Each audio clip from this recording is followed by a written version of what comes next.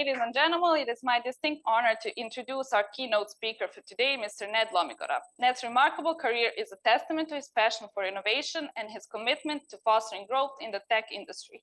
We are incredibly fortunate to have him today to share his insight and experience with us. Please join me in welcoming Ned Lomigora.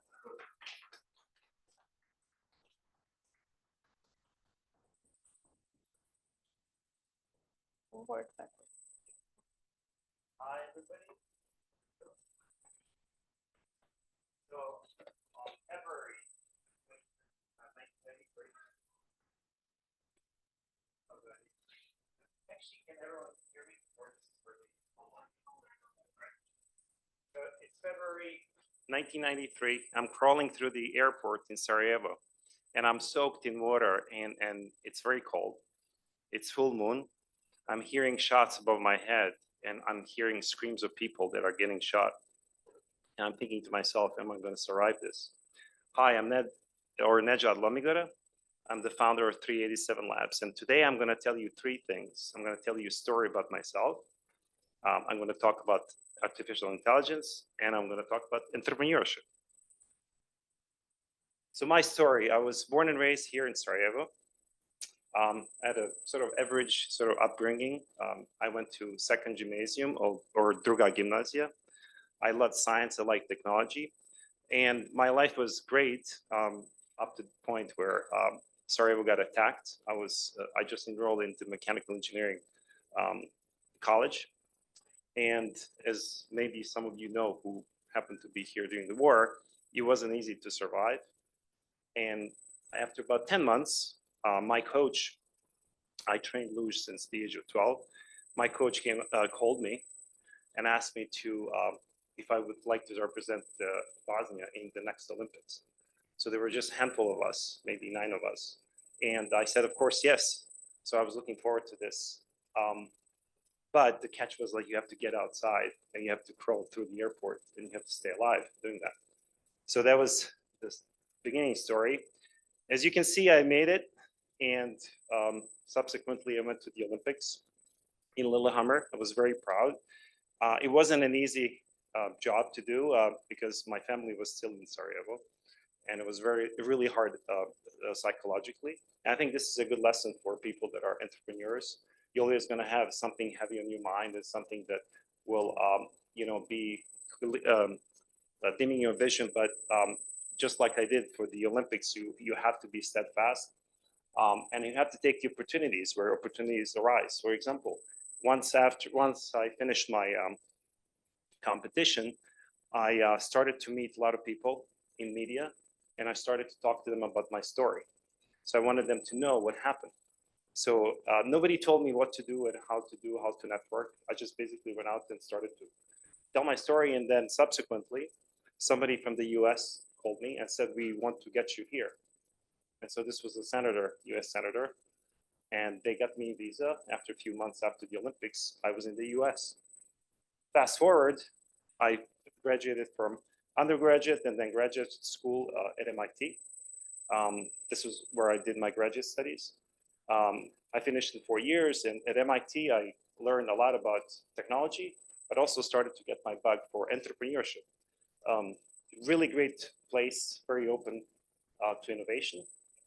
And some of the anecdotes I remember, one of the things I did is I was trying to build the telerobotics system, and I wanted to decrease the delay in the feedback loop because this is robotics at distance. And so I went to this guy who somebody told me was really good at this. And this guy was like really open, and I walked into his office. I was at that time at the Artificial Intelligence Lab at MIT. And I talked to this guy, and he explained to me how to reduce the delay in the 7-layer handshake in HTTP protocol. For engineers who know this, you know that there's a 7 layers in the HTTP protocol. And so he helped me. I brought it down to about 4. And I did this several times. I talked to this guy, I went there.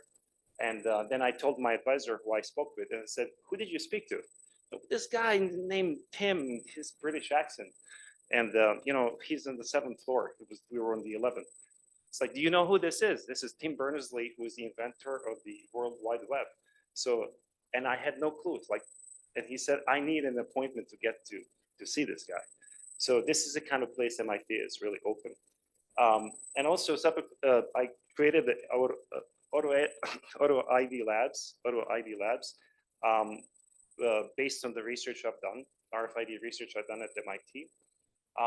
And then one of the things that I can say that I worked on a project that actually NASA paid attention to, and then I was offered a job at NASA, but then I said no because I get another job before that. And then job happened to be creation of a Mars rover project, which was really similar to something I've done at MIT. So fast forward. Today, I'm in basically splitting my time between two companies. Falcon Venture Partners is the venture capital firm that invests in Southeastern European startups. I live in Connecticut, very close to New York City, and my heart is in Bosnia. But I also work in artificial intelligence field, which is something I wanted to tell you about today. As we all probably know by now, artificial intelligence has changed the landscape, IT landscape forever. And it's not a point of whether you're missing out, it's being obsolete. If you're not doing AI at this point, there's a real fear of being obsolete very quickly. So today, there's two dominant forces in artificial intelligence.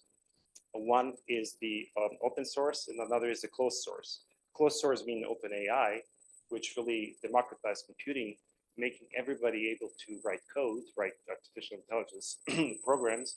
And another, which I think is even more important, is democratizing access to generative AI. And this is actually where startups, institutions, enterprises are able to actually access generative AI technology and build their own tools. But this space is really dominated by one player right now. This is NVIDIA, because all of these calculations and all of the training on LLM models that we see today has to go through hardware. And so we actually have NVIDIA, which is the leader in the field, owns about 97% of the hardware market. And that is a very powerful company today, whose market size is actually bigger than the whole German market, stock market combined. Of course, there's a little bit of a hype, but the reality is they're the leaders. They actually spend a lot of energy in making these chips run. This year alone, they're going to actually have about 3.5 million chips online. These are the advanced H100 chips. And these chips, a single chip, spends as much energy as the average US household annually. So this is really, really a power-hungry machine.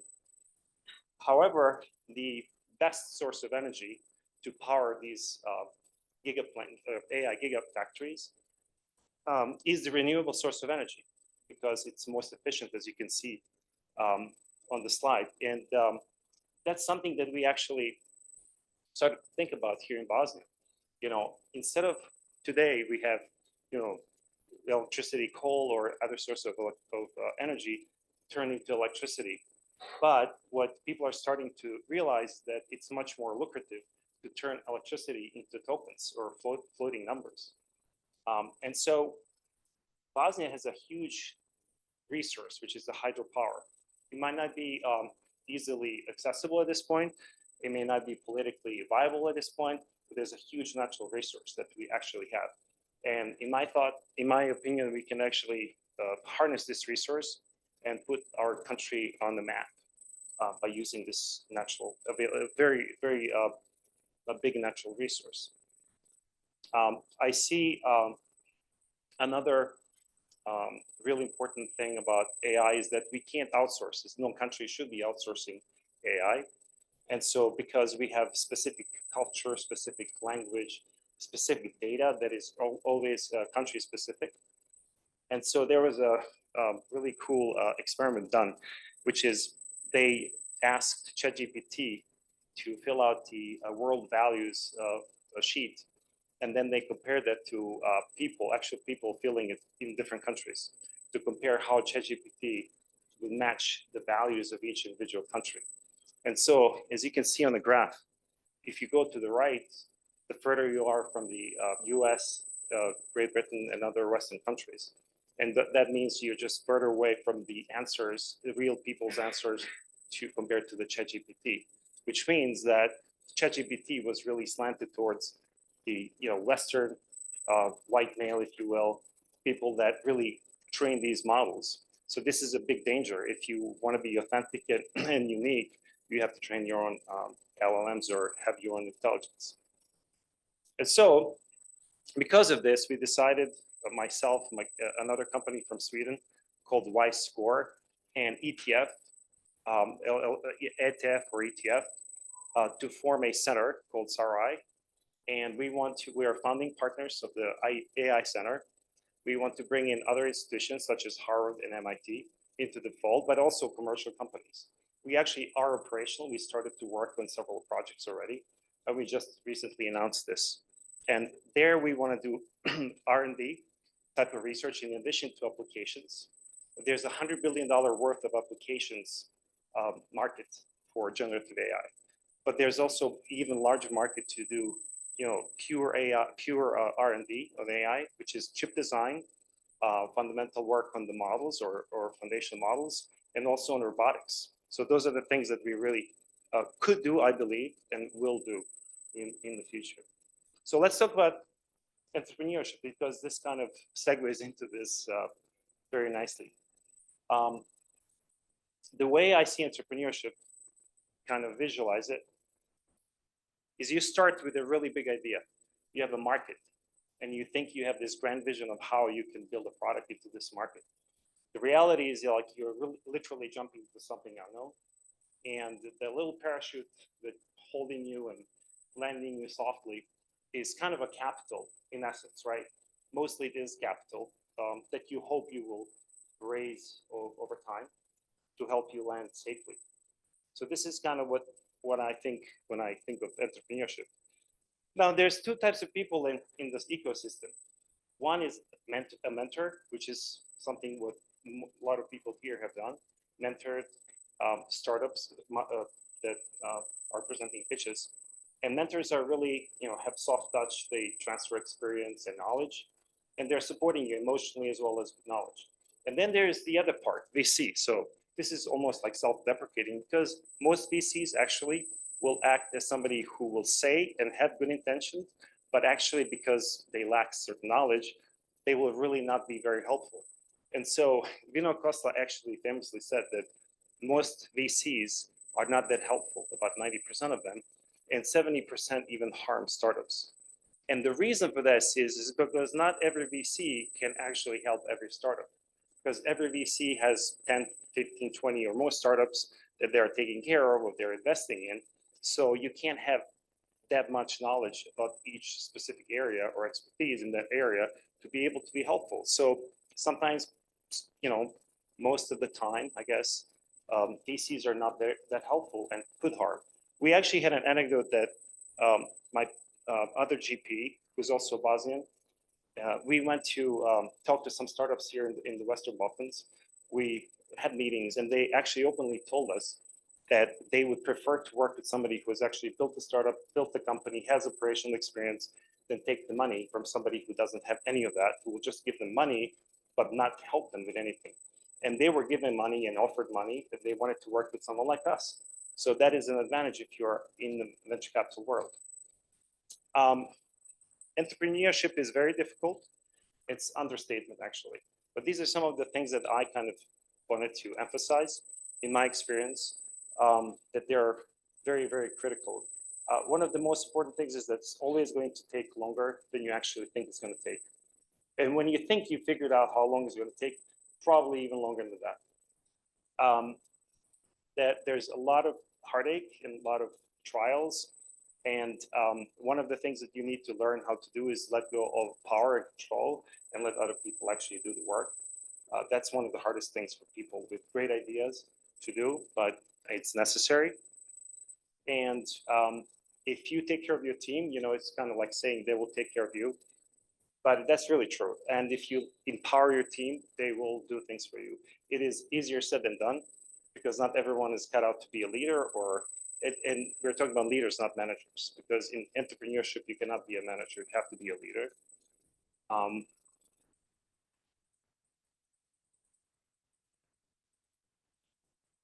And this is the image that comes to mind. There's a, to me, every time I start something new, there's always missing parts or something breaks. By the time I figure out how to do something, things have changed and I'm forced to, adjust. And it's really a rocky ride in a real, like a, small car, and then it's not really comfortable and it's really challenging. And every time, any second you can crash. So this is kind of how I see entrepreneurship. However, there's another thing that people jump into, and I've seen this in pitches in this year, is that people try to focus on really large markets. And actually that's shown to be a mistake. Most of these very successful companies have started by focusing on a very small market. Meta, for example, they started as Facebook, they started with one university, Harvard. Amazon started by selling just books. eBay started by selling Pez dispensers and Beanie Babies. And then PayPal actually latched on eBay's success and started to actually cater to super users on eBay.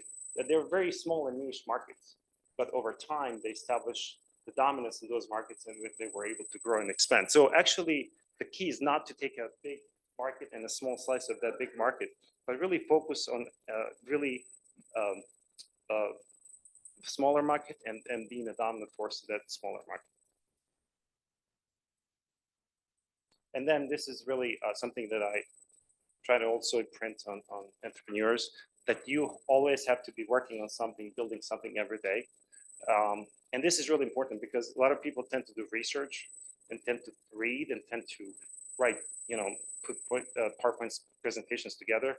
But real progress is actually seeing something work. And my sort of goal is to have something built every day, even if it's on a really small scale. So if you're building a product, you're building even presentation, have something done every day that you can say you made a progress on. But too much thinking, too much talking about it is really just stagnation. Also, a lot of people go into the entrepreneurship thinking that they know technology and that they can solve problems with the product. But the problem is that as an entrepreneur, your skills are more needed in sales. So the most successful people that I've seen are people who can actually use email, which is really impersonal way to communicate, and convince somebody through email to work with them, or at least take a meeting. If you can do that, if you know how to do that through email, imagine how much better you're going to be in person. So this is something that's an indicator. If you can do and convince people to work with you through email, it's a good indicator about future success. And also very important, I mentioned this before, a lot of, and especially in this environment where we are, a lot of people are used to seeing people in larger companies, successful companies, being at the top of the food chain, giving orders to other people and telling them what to do. Some people have asked me, do you have an assistant? I don't have an assistant. And that's maybe a culture in the US. But I think it's a very practical reason behind it, because I wouldn't do something, I wouldn't give someone else to do something that I wouldn't want to do myself. And so for that reason, as a leader, you want to show that you can actually do something and lead, but not tell somebody how to do it. And this is the difference between leader and a boss. Leader is really somebody in the back. You're always trying to be in the back. The more you grow, the more you want to be in the back. You want to put other people in front of you, so they can do all the work and they can take all the credit. I know it's maybe counterintuitive, because we see leaders, when we talk about companies and entrepreneurs, we see leaders, we see their faces, but we don't see faces of all the team behind them. But the reality is all these successful people have gotten there because they have all these teams behind them. So don't fall for the media, right? Another thing about entrepreneurship is that 99 out of 100 days you're going to be doing something that's really difficult and really challenging, and you will decide maybe a million times a day not to do it. But the problem is you have to, and there's no other way around it. And you will doubt yourself, I'm sure. Other people will doubt even more. So one of the things that I like, this quote from Mike Tyson, is that you have to do something even if you don't like it, in a way like you love it. You have to really bring that every day to your work, to your idea.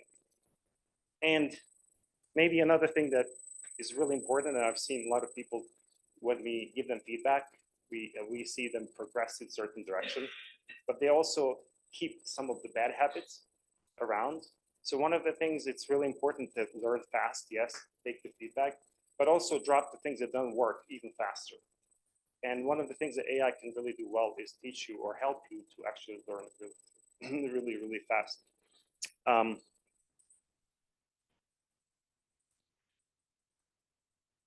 We haven't talked about women entrepreneurs much during this whole program. And actually, I would like to take the opportunity to mention this event that MIT organizes every year. This is a pitch that is only for women entrepreneurs. It's once a year in New York City, and MIT organizes. These are all MIT alums, and this is really, really successful event. Last year, this was at Deutsche Bank in New York City, and as you can see, judges, entrepreneurs, and everyone was women on that panel, as well as all the entrepreneurs. So I would like, if we could, maybe have a goal for this, event to be organized only for women entrepreneurs in the future.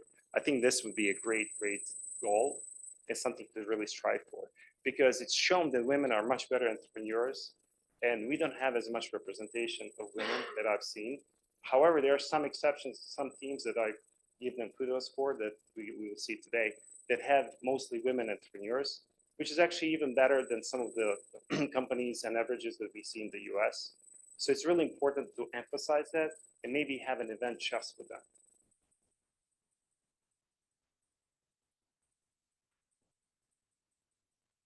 Not sure what this will do. Oops, can you go back?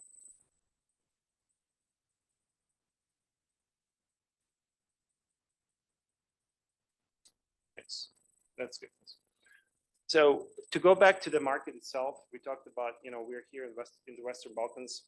A really positive thing to know is that the Western Balkans is the fastest growing enterprise value in the region, in the whole Europe. So I'm talking about all the startups and all the other companies. It's the fastest growing region in Europe by 50x, where doesn't even compare to the next one, which is about 20x. So really take advantage of that. There will be a lot of investments coming, a lot of interest coming into the region in this and next year, in the years to come. Not only from the private equity side, but also from some of the funds from the European Union and other bodies. So take advantage of that. We actually are doing pretty well so far. Slovenia is leading the pack. If you look at the Western Balkans, Bosnia is probably the least representative of the biggest countries, Slovenia, Serbia, Croatia. But between Slovenia and Croatia, we have 6 unicorns. Serbia is about to probably have another 2 or 3, probably by the end of this year. We already have a number of companies that are valued, 15 plus actually, they're valued at over $500 million. And one of the things that's really differentiating these companies is that they have founders that came from either Europe or the US after having a lot of experience in those markets, and they started a company here. Here, I mean, in the Western Balkans, so be it in Bosnia, Serbia, Croatia, or Slovenia. Slovenia is so advanced in any way that, in multiple ways, like for example, Ljubljana's got 600 startups valued at about $2.4 billion. And Croatia, as a country, has about 5.5 billion worth of startups. So Slovenia is really leading the pack. Plus, they have about 12% adoption rate when it comes to AI, which is better even than the US average, which is going to be 7% this year across the enterprise. So Slovenia, as a small country, has really advanced capabilities. And so can Bosnia, right? We're actually in the middle of everything, and for some reason, we're kind of stagnating. There are multiple reasons I can't go into, but we definitely have the potential, and I wanted to show that because to give people hope that we can do better. The US, one of the things that we do with our fund is we make sure that all the companies that we work with eventually go to the US market. And this is one of my friends, Semir Jahic, who's Bosnian by origin. He actually grew up in Switzerland, and now he lives in London. But he has a startup, successful startup that he started in UK, and his first market was UK market. But then he very quickly realized that most of his revenue is coming from the US. So he completely now, after sort of trying the product, shifted to the US. And this is something I recommend to most of the participants. Where we have talent here, we don't really have markets that can scale the solutions, unfortunately. And some of these markets are not applicable, like if you have an AI solution, it's really hard to find a client or clients or customers that will use those solutions. So your best bet, and this is something we encourage, is to focus on the US market. Also, don't compare yourself to anyone else. I think this is one of the things I've noticed throughout pitches, that people do compare, and they do kind of say, well, we don't have the same thing that people in the US have, and we're not as good. It comes across as if they're not. There's a reality, and then there's like, fake. Most people, most entrepreneurs that succeeded in the US, and this is statistics, came from money, right? So there is and I will show you a slide. There are others that have built their own fortunes. But so don't be like, looking down on yourself because you're struggling to build a business. Because the people that have built a lot of successful businesses have something before and had the win in their sales. So don't feel bad about yourself because you may not have the kind of conditions they had. And this is about 80%. Now there's notable exceptions. As you can see, there's only a handful that actually will be called self-made. But I wouldn't even say that they're self-made, because I mentioned about teams. Every one of these people had great teams behind them. They were even better, but they didn't get as much credit, or maybe they weren't as much in the media as these other ones were. But they definitely didn't come from the wealthy backgrounds, and they are kind of an example of how you can actually make it and succeed. I will leave you with this last quote at the end of this presentation.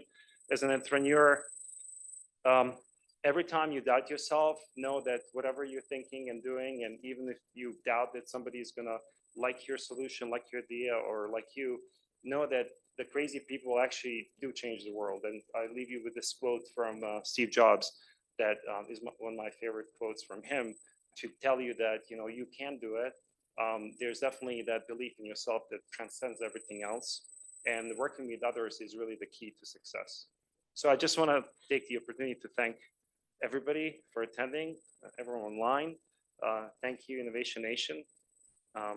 It's been my privilege to present this keynote for you.